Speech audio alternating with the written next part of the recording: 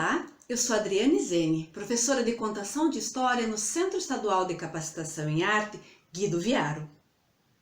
No Guido eu trabalho há pouco mais de um ano, mas já há 23 anos eu trabalho com o curso de formação de docentes. E foi nesse curso que eu aprendi a contar histórias. Aprendi justamente porque eu conciliei a minha atividade de artesã com a produção de recursos pedagógicos. Comecei então a produzir fantoches, objetos para contar a história. Gostei tanto disso que eu fui estudar, fui me aprimorar em contação de história. E hoje eu formo professores contadores de história. Escrevi, inclusive, um livro que chama Prof, Conta uma História?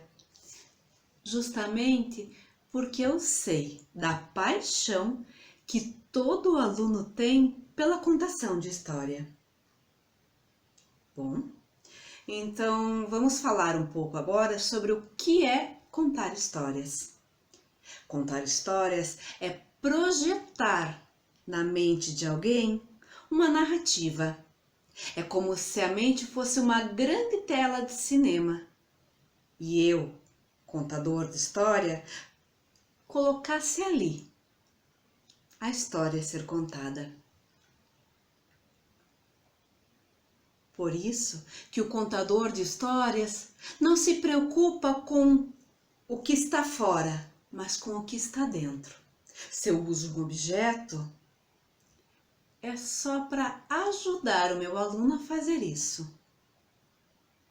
E quanto mais a gente estuda a contação de história, mais a gente entende que esses objetos, essas coisas que estão fora, devem ser usadas bem no comecinho da educação da criança. Conforme o tempo vai passando, eu tenho que trabalhar só com a imaginação. Bom, deu para perceber que contar histórias, então, não é eu pegar um livro, ler a história e mostrar a imagem.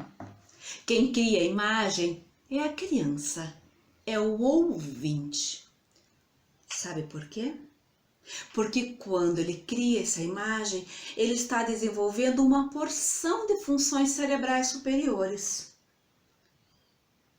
Funções cerebrais que ele vai usar lá depois, quando ele for ler um texto mais teórico, mais abstrato.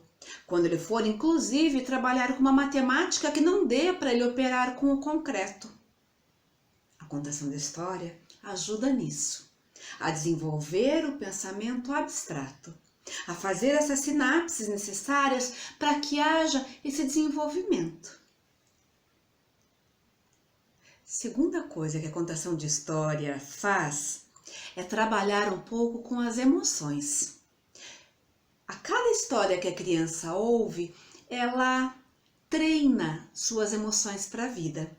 Aí, quando ela passar por uma situação difícil, uma perda, uma paixão, ela vai sacar lá do fundo do inconsciente aquilo que ela aprendeu sutilmente com a contação de história e vai poder agir na vida de forma muito mais tranquila.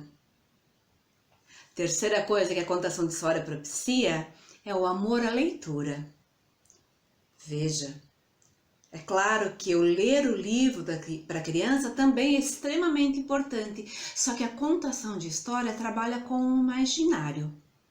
Algo que me intrigava muito quando eu era professora era porque o aluno amava o livro com imagens e quando tinha a transição para um livro só escrito, ele não conseguia fazer.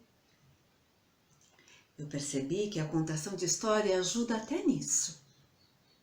Porque a criança, quando lê um livro com imagens, ela se apega ao objeto livro, a ver, a imagem está pronta. Agora imagine o exercício que ela tem que fazer quando vai ler um livro onde a imagem não está ali.